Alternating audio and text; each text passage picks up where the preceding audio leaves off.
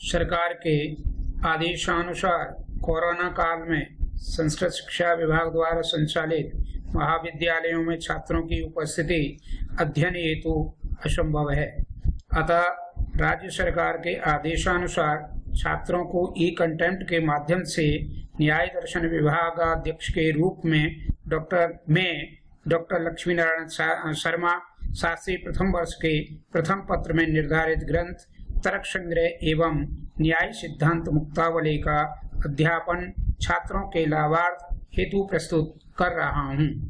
ये दोनों ग्रंथ जो हैं 50-50 अंक के निर्धारित किए गए हैं। प्रथम पत्र जो है न्याय सिद्धांत मुक्तावली में 50 नंबर का है और तर्क संग्रह भी 50 नंबर की है। कुल पूर्णांक इसका 100 नंबर का है।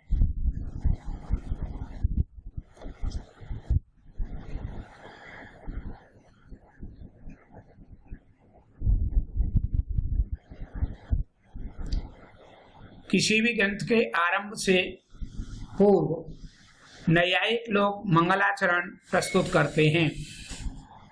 नूतन जलधर रुचे गोपवधूटे दुकूल चौराय तस्मै कृष्णाय नमः संसार महिर्वस्य बीजाय। अर्थात जिस प्रकार सजल मेघ वृष्टि प्रदान कर जन समूह को प्रसन्न कर देता है, उसी प्रकार भगवान श्री कृष्ण भी अपने भक्तों की अभिलाषा को पूर्ण कर उन्हें आनंद प्रदान करें। ऐसे कृष्ण भगवान को ग्रंथकार ने ग्रंथ के आरंभ करने से पूर्व मंगलाचरण किया है, क्योंकि ग्रंथ निर्विघ्नतया संपन्न होवे। किसी प्रकार की ग्रंथ के रचना समय में विघ्न उत्पन्न नहीं हो, इसलिए निर्विघ्न समाप्ति हेतु ग्रंथकार ने भगवान कृष्ण को नमन किया है। मंगलाचरण के उपरांत तर्क संग्रह में कितने पदार्थ होते हैं, इसमें प्रथम प्रश्न है कि कति पदार्था केचते। तर्क संग्रह ग्रंथ के अनुसार जो है सप्त पदार्था उच्यन्ते। प्रथम पदार्थ जिसमें द्रव्य है, द्वितीय गुण है, तृतीय कर्म है, चतुर्थ सामान्य है और पंचम जो है विशेष है और षष्ठ समवाय है और सप्तम पदार्थ जो है अभाव नाम का पदार्थ है। लेकिन यहाँ कई न्यायिक लोगों के अनुसार जो 7 पदार्थ बताए गए हैं, इसी को न्याय सिद्धांत मुक्तावली ग्रंथ के अंदर भी 7 पदार्थ ही कहे गए हैं। न्याय सिद्धांत मुक्तावली में श्लोकबद्ध रूप से 7 पदार्थों का विवेचन किया गया है। द्रव्यम गुणस्तथा कर्मम सामान्यम सविशेषकम समवायस्तथा वाव पदार्था सप्त कीर्तिता। अर्थात न्याय सिद्धांत मुक्तावली ग्रंथे पि सप्त पदार्था भवन्ति। द्रव्यम प्रथम पदार्थः उच्यते। द्रव्यस्य किम लक्षणं, किम नाम द्रव्यं, तर्हि तस्य व्याख्या लक्षणं च दीयते। उक्तं च गुणवत्वं क्रियावत्वं द्रव्य सामान्य लक्षणम्। अर्थात गुणवत्वं जिस द्रव्य के अंदर गुण विद्यमान हो, गुणवत्वं क्रियावत्वं क्रियावान हो, गुणवत्वं क्रियावत्वं द्रव्य सामान्य लक्षणम। अर्थात उसको द्रव्य का सामान्य लक्षण कहा गया है। तो बच्चों आप देखिए, हरित आम्र होता है। हरित आम्र को देखने से उसका कलर हरा होता है। आम्र के अंदर जो है हरा कलर जो है वो गुणवान है।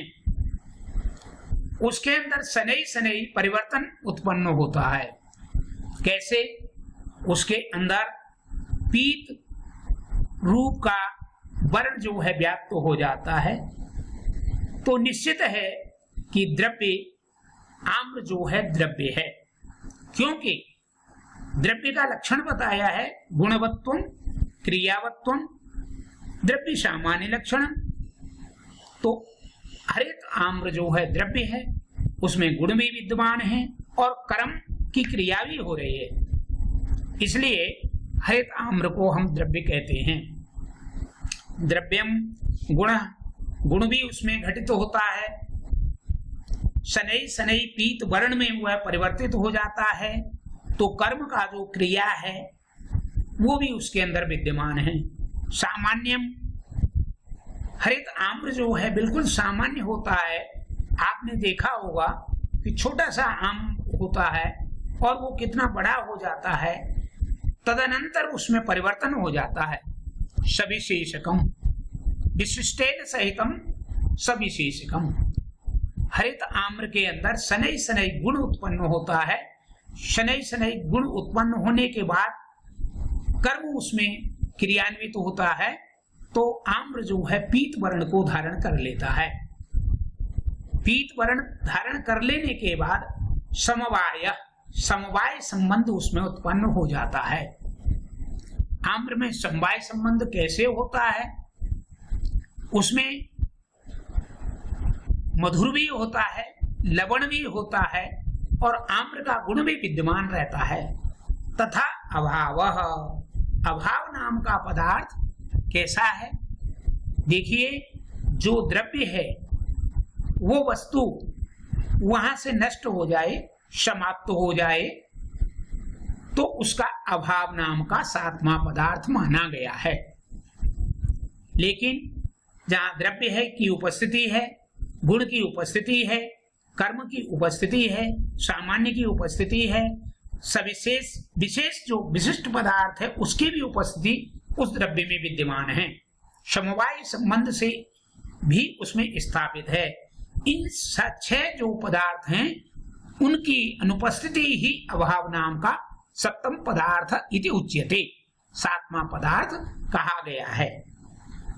हम आगे देखते हैं कि अब इन 7 पदार्थों में क्या है, 7 पदार्थ होते हैं या 6 पदार्थ होते हैं, इस पर प्रभाकर मीमांसकस्य शंका उत्पन्नम भवति। प्रभाकर मीमांसक जो हैं वो शंका करते हैं कि पदार्थ 6 होते हैं या 7 होते हैं।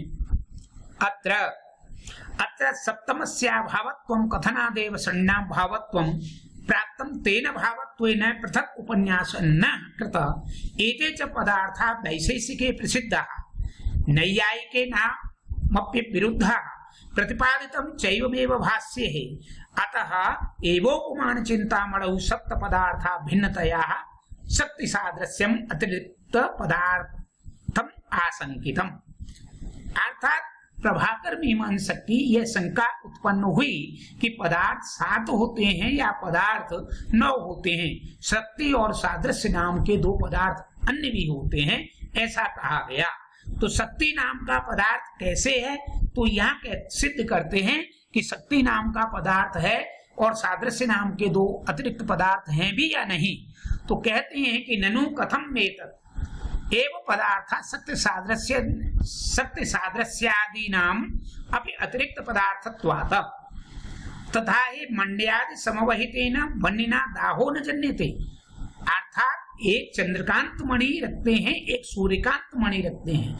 2 मणि के रखने के उपरांत जब सूर्यकांत मणि सम्मुख रखा जाता है तो अग्नि का प्रज्वलन आरंभ हो जाता है, लेकिन जब चंद्रकांत मणि को सम्मुख रखा जाता है तो वो जो अग्नि प्रज्वलित हो रही है उसमें दाहो न जन्यते, अग्नि शांत हो जाती है। अर्थात तत्शून्येन तु जन्यते, चंद्रकांत मणिना उपस्थिते वन्यदाहो न जन्यते। तत्र मंड्यादिनः वन्यादाहानुकूलो शक्तिर्नाश्यते, उत्तेजकेन मंड्याद्यपसारणेन च जन्यते इति कल्प्यते। अर्थात शक्ति और सादृश्य नाम का अतिरिक्त पदार्थ है, इसके संदर्भ में ये शंका ये स्पष्ट हो गई कि शक्ति नाम का अन्य कोई पदार्थ नहीं है। एवं सादृश्यम अपि अतिरिक्त पदार्थः तद्धि न षट्सु भावेष्वंतर भवति सामान्येपि सत्वात्। अर्थात 6 पदार्थों में शक्ति नाम का पदार्थ का समावेश हो रहा है और सादृश्यम अपि यथा गोत्वम नित्यम तथा अश्वत्वम अपि सादृश्यम प्रतीयते यथा गावस्तथा गवय। जैसा जैसी गाय होगी वैसा बछड़ा होगा, जैसा घोड़ा होगा यथा अश्वम वैसा ही घोड़े का बच्चा होगा। नाप्य भावे सत्वेन प्रतीयमानत्वादिति चेतः न मंड्यादि भाव विशिष्ट वन्यादे दाहादिकम प्रति स्वातंत्रेण मंड्या भावा देरेव वा हेतुत्वं कल्पते। अतः विचार विमर्शांतरम सत्य सादृश्यम अपि अतिरिक्त पदार्थौ इस्ता इति प्रभाकर मीमांसकस्य मतम। अर्थात 7 पदार्थों के अलावा शक्ति और सादृश्य नाम के 2 अतिरिक्त पदार्थ भी होते हैं, ऐसा जो है यहाँ सिद्ध किया गया है। और प्रभाकर मीमांसक ने अपना मत जो है सिद्ध करके बताया है कि शक्ति और सादृश्य नाम के 2 अतिरिक्त पदार्थ भी होते हैं, अर्थात 9 पदार्थ जो है होते हैं, ऐसा कहा गया है। जैसा कणाद के द्वारा कहा गया है कि 7 पदार्थ होते हैं, तो तर्क संग्रह ग्रंथ में और न्याय सिद्धांत मुक्तावली नाम के ग्रंथ में जो 7 पदार्थ बताए गए हैं, उन 7 पदार्थों के अलावा 7 पदार्थों में तो वहां तो माना गया है कि 6 पदार्थ ही होते हैं, क्योंकि अभाव नाम का पदार्थ कोई नहीं है। 6 पदार्थों की जो उपस्थिति है उसकी अनुपस्थिति ही 7वां अभाव नाम का पदार्थ कहा गया है। परंतु मीमांसक का जो मत है, उनका ये मत है प्रभाकर मीमांसक का कि शक्ति और सादृश्य नाम के 2 अतिरिक्त पदार्थ भी होते हैं। अर्थात शक्ति और सादृश्य नाम के 2 पदार्थों को जब हम संयुक्त करते हैं तो पदार्थ 9 कहे गए हैं। इति मीमांसकस्य प्रभाकरस्य मतम विद्यते। अभी हमने प्रथम चैप्टर में 7 पदार्थ पढ़े थे। 7 पदार्थ तर्क संग्रह के अनुसार होते हैं तथा न्याय सिद्धांत मुक्तावली ग्रंथ के मतानुसार 7 पदार्थ होते हैं, और प्रभाकर मीमांसक की शंका के अनुसार 2 पदार्थ अतिरिक्त माने गए हैं, जिसमें शक्ति और सादृश्य अतिरिक्त पदार्थ हैं, ऐसा प्रभाकर मीमांसक का मत है। अब हम आपको न्याय सिद्धांत मुक्तावली और तर्क संग्रह ग्रंथ में कितने द्रव्य होते हैं, द्रव्यत्व जाति क्या है, उसकी सिद्धि क्या है, इसके बारे में बताएंगे। छोटे छोटे प्रश्न जो है 2 अंक के आते हैं, जिसमें सर्वप्रथम इस प्रकार का प्रश्न होता है कि कति द्रव्याणि केचते, अर्थात तर्क संग्रह ग्रंथ में 9 द्रव्याणि उच्यन्ते। प्रथम क्षितिः, क्षिति नाम पृथिवी। द्वितीय अपनाम जलम। तृतीय तेजः, तेज नाम अग्नि।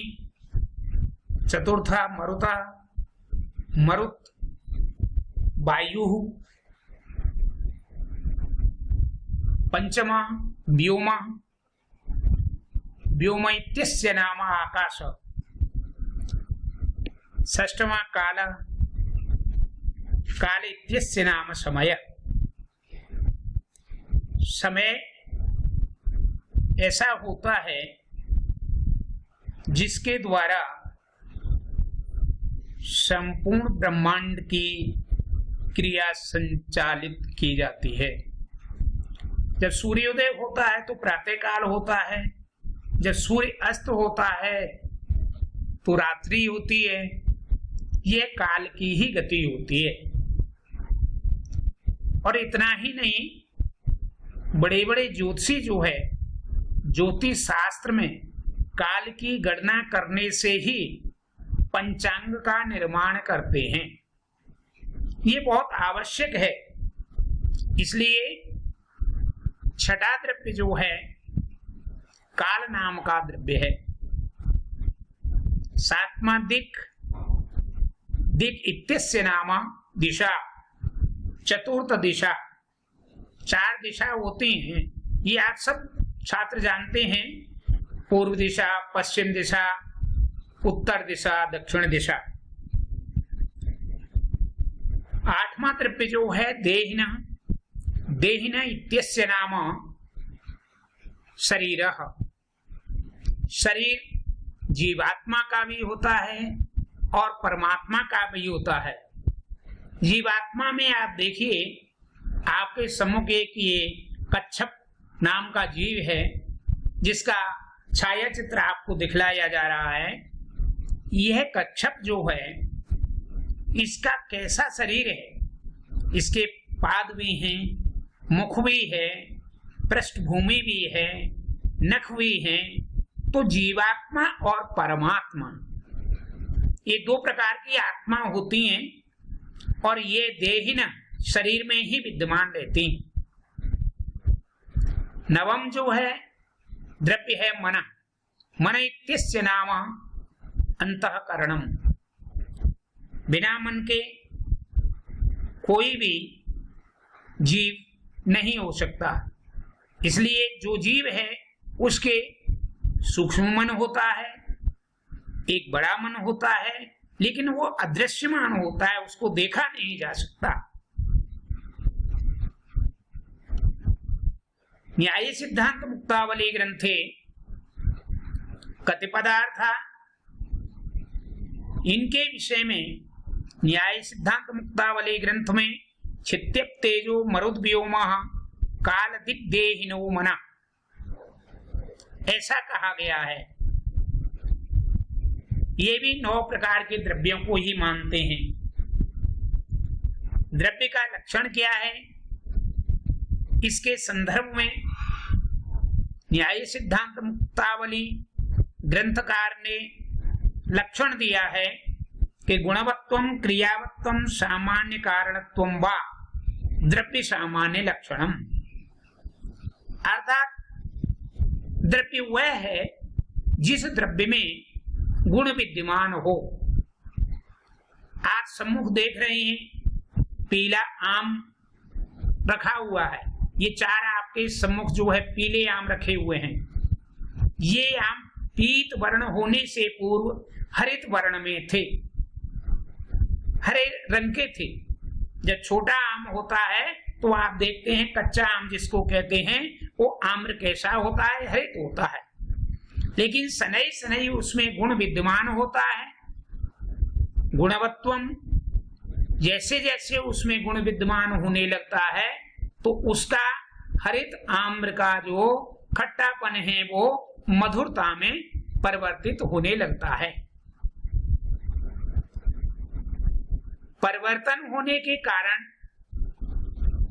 आपके सम्मुख ये 4-5 पके हुए आम रखे हुए हैं, ये पीत वर्ण के हैं। इनमें क्रिया हुई है। द्रव्य के लक्षण में ये घटित होता है कि गुणवत्वम, गुणवान भी हो, क्रियावान भी हो, इसमें क्रिया भी हुई है। इसके कारण हरित से इसका रंग जो है पीत वर्ण में परिवर्तित हो गया। अर्थात गुणवत्वम क्रियावत्वम समवाय कारणत्वम, और इसमें समवायी कारण भी विद्यमान है। यत्समेतम कार्यम उत्पद्यते तत्समवायी कारण, ऐसा समवायी कारण का लक्षण कहा जाता है।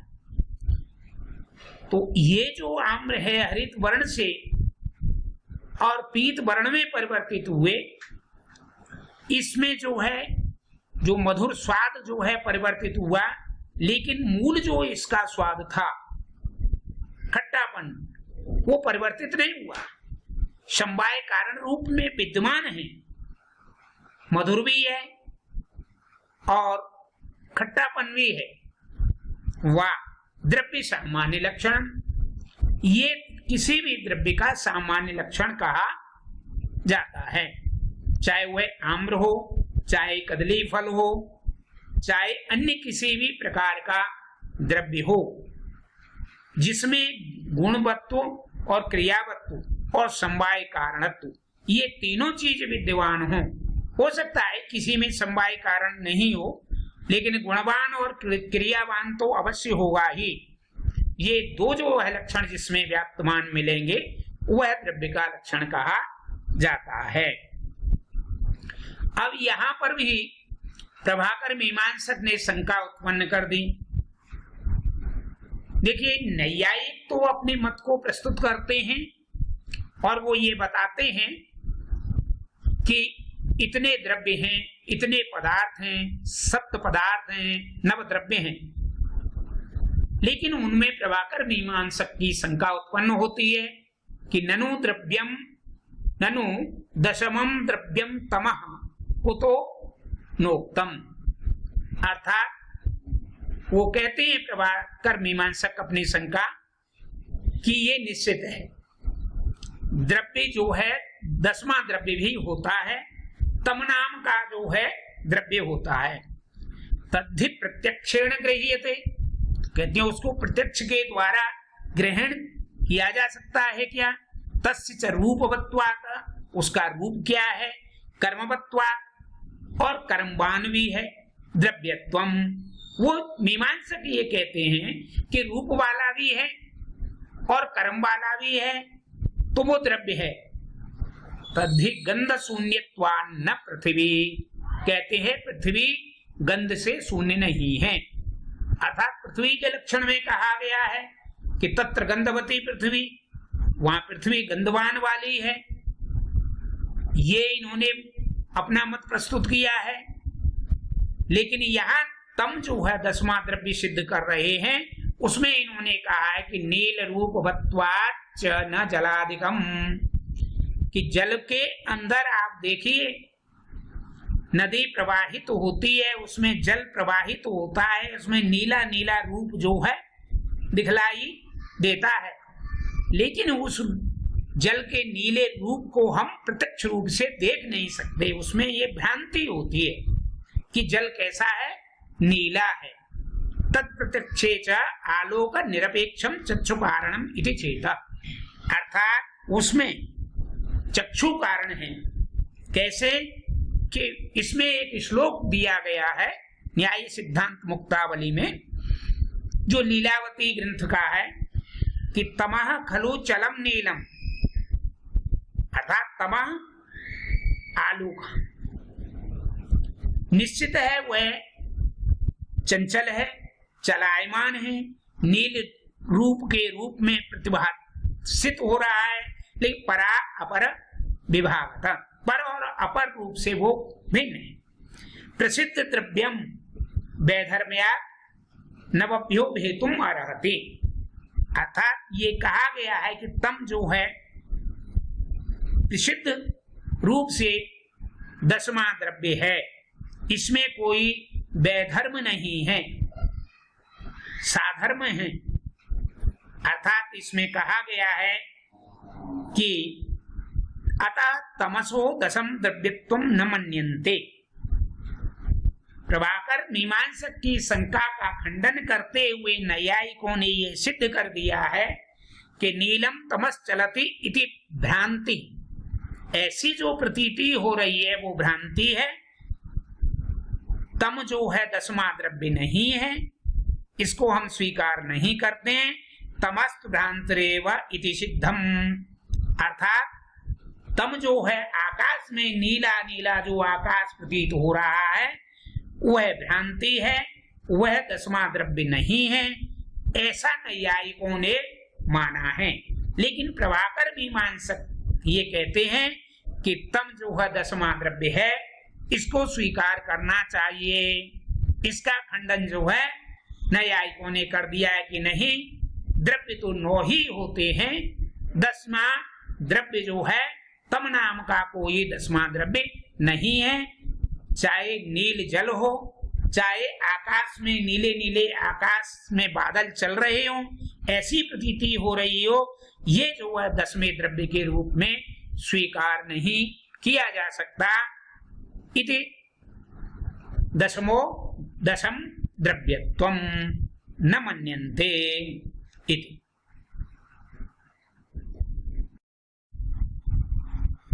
अभी हमने तर्क संग्रह में 7 पदार्थों को पढ़ा, तदनंतर नवद्रव्यों को पढ़ा।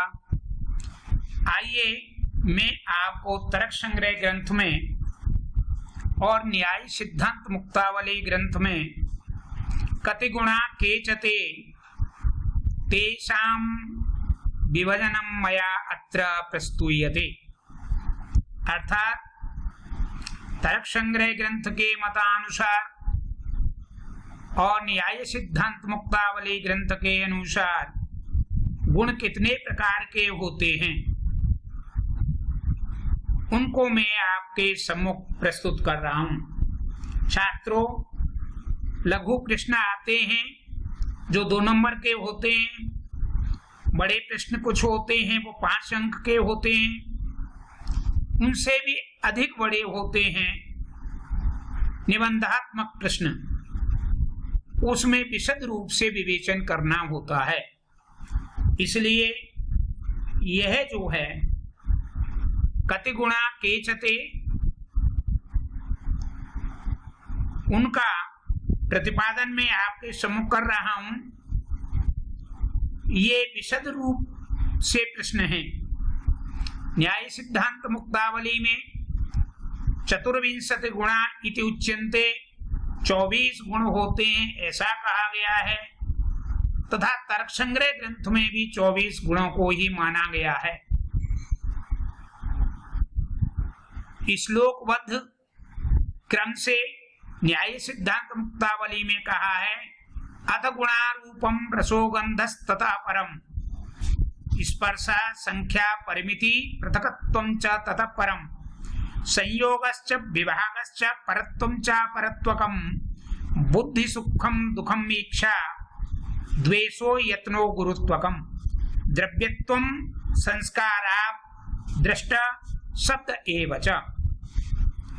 इसी बात को तर्क संग्रहकार ने पृथक पृथक रूप से 24 गुणों का प्रतिपादन किया है।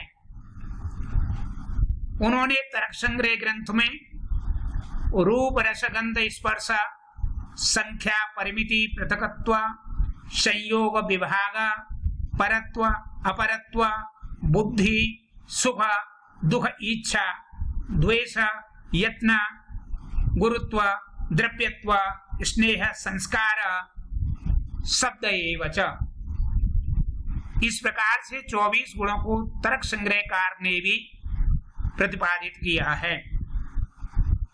एते गुणाः चतुर्विंशका संख्या का कणादेन कंठतश्चात् शब्देन च दर्शिता।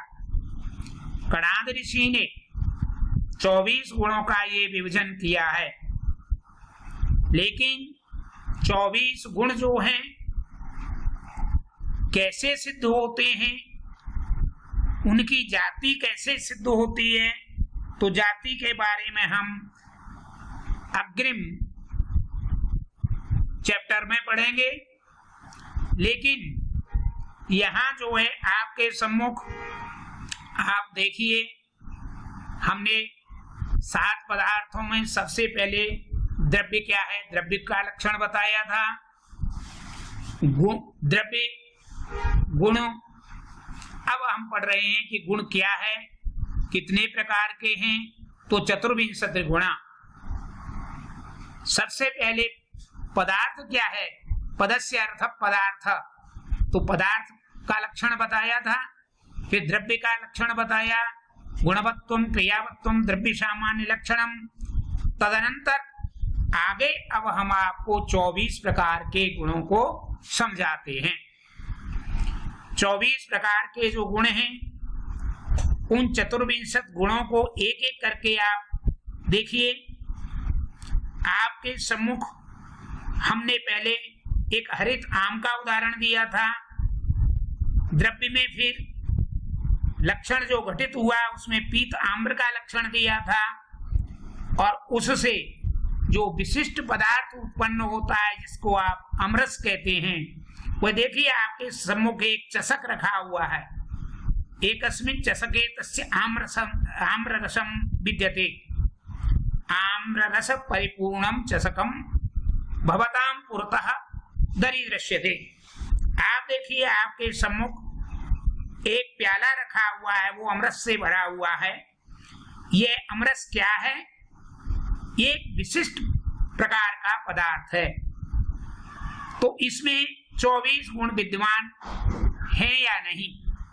हो सकता है कुछ गुण उसमें विद्यमान नहीं हो, लेकिन इसमें देखिए सबसे पहला गुण है रूप। इस चषक के अंदर जो आम रस भरा हुआ है उसका कैसा रूप है? आप सब देख रहे हैं, इसका पीला रूप है, पीत वर्ण है। तो 24 गुणों में पहला गुण है रूप। रूप होना चाहिए, तो इसका पीत रूप है। फिर कहते हैं दूसरा गुण क्या है? रसमय होना चाहिए, अर्थात हरित आम जो होता है वो कठोर होता है, दांत से चबाने पर, खाने पर जो है बड़ी मुश्किल से कटता है। लेकिन पका हुआ जो आम होता है वो शीघ्र ही खा सकते हो, लेकिन उसको जब ग्राइंड कर दिया जाता है, मिश्रित कर दिया जाता है, तो वो रस का स्वरूप धारण कर लेता है, जो कि आपके सम्मुख रखा हुआ है। चषक परिपूर्ण है, ये रस है। अब तीसरा गुण जो है गंध। तो जब हम इसको देखेंगे और देखते ही गंध इसमें से आती है कि नहीं, कैसी आती है? तो अमरस की सुगंध आती है। तीसरा गुण है गंध।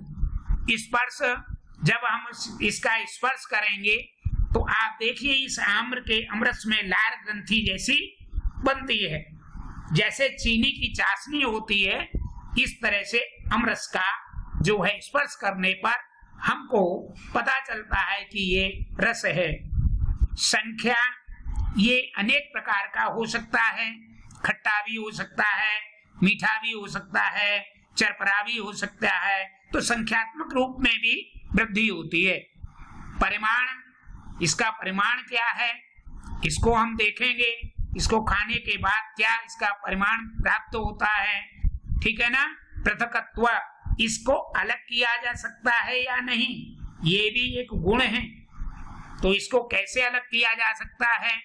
तो द्रव्य में बताया था समवाय कारणत्वम, तो इसमें पृथकत्व है। क्या है?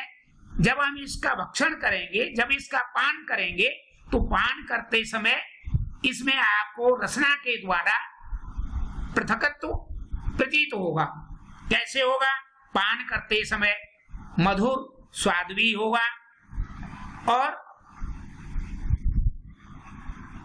कड़वा भी होगा, हल्का सा खट्टा भी होगा। है?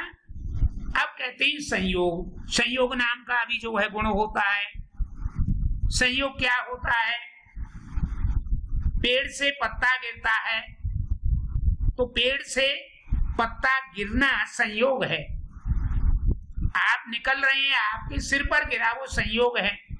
हम व्याप्ति में पढ़ेंगे उसको, कभी संयोगी एतत् पृच्छत्वात् उदाहरण आएगा। तो संयोग भी गुण है, विभाग भी गुण है, परत्व भी है इसमें और अपरत्व भी है। पर और अपर दोनों जो है पदार्थ इस गुण के अंदर विद्यमान रहते हैं। इसके पान करने से बुद्धि विकसित होती है, तो बुद्धि विकसित होती है तो बुद्धि भी गुण है। जब हम इसका पान करते हैं तो हमको सुख की अनुभूति होती है, तो सुख भी गुण है। सुखस्य सुखानुभूति, दुखस्य दुखानुभूति, सुख दुख का ये लक्षण है।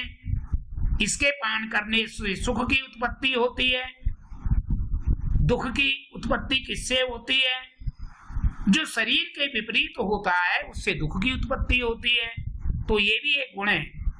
इच्छा, इच्छा भी एक गुण है। द्वेष, द्वेष भी गुण बताया गया है। प्रयत्न भी गुण है, गुरुत्व भी गुण है और द्रव्यत्व भी गुण है।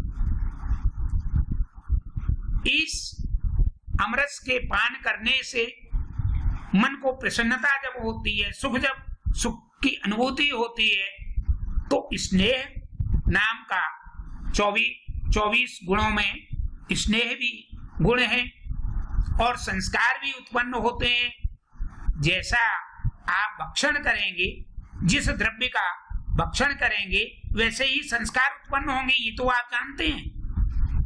अगर आप मिर्च का, हरी मिर्च है, लाल मिर्च है, कृष्ण मिर्च है, ये अगर आप खाएंगे तो आपकी रसना क्या स्वाद बताएगी? मिर्ची का स्वाद बताएगी। अगर लवण का भक्षण करेंगे तो लवण का स्वाद बताएगी। तो जैसा आप पदार्थ खाएंगे उस प्रकार के शरीर में, मनुष्य के शरीर में संस्कार उत्पन्न होते हैं। ये 24 गुणों में भी इसको संस्कार को माना गया है। फिर कहते हैं धर्म और अधर्म, ये सबसे बड़ी चीज है जिसको कि 22 में गुण में धर्म को माना गया है और 23 में गुण में अधर्म को माना गया है। धर्माधर्म, धर्म क्या है? वेद प्रतिपाद्यो प्रयोजन पदार्थो धर्म, वेदों में जो प्रतिपादित है, जो संस्कार प्रतिपादित हैं, जो कार्य सदकार्य प्रतिपादित हैं, उनका अनुकरण करना ही धर्म है। ये जो है 22वां गुण है। और अधर्म क्या है? तद विपरीतम अधर्म, अर्थात धर्म के जो विपरीत हो उसको अधर्म उचित धर्म अधर्म कहा गया है। ये 23वां जो है गुण है। शब्द, शब्द जो है 24वां गुण कहा गया है। तो शब्द को हम आगे भी पढ़ेंगे, न्याय सिद्धांत मुक्तावली के शब्द खंड में पढ़ेंगे शब्द क्या होता है। वैसे तो कहा गया है आप्तवाक्यम तो शब्द, जो मैं उच्चारण करके आपको अध्ययन करा रहा हूं, जिस शब्द का उच्चारण करा रहा हूं वही शब्द है, लेकिन इसमें गुण हैं। शब्द में भी क्या है? गुण है। आप नहीं मानेंगे। देखिए मैं आपको एक उदाहरण बताता हूं। जब ढोल होता है तो ढोल में जब डंडे की चोट पड़ती है तो उसमें से स्वर निकलते हैं। जैसे लघु सिद्धांत कौमुदी में जब डमरू जो है भगवान शंकर ने बजाया तो उसमें से शब्द निकला, और शब्द निकलते ही उसमें से अयुण रेल एम अयुच है वरड लड़ यम गड़ नम जवया गड़दस जब गड़दस खपाया चढ़ता कचड़ता ससर हल, इस प्रकार के जो है उसमें से शब्दों का निकास हुआ, जिससे पूरे व्याकरण शब्दावली ही बन गई, व्याकरण के सूत्रों की उत्पत्ति हो गई। तो शब्द भी एक 24 प्रकार का गुण है। अर्थात तर्क संग्रह और न्याय सिद्धांत मुक्तावली नाम के ग्रंथ में 24 गुणा इति मन्यन्ते। गुण की जाति क्या है इसके बारे में हम आगे के चैप्टर में पढ़ेंगे। इति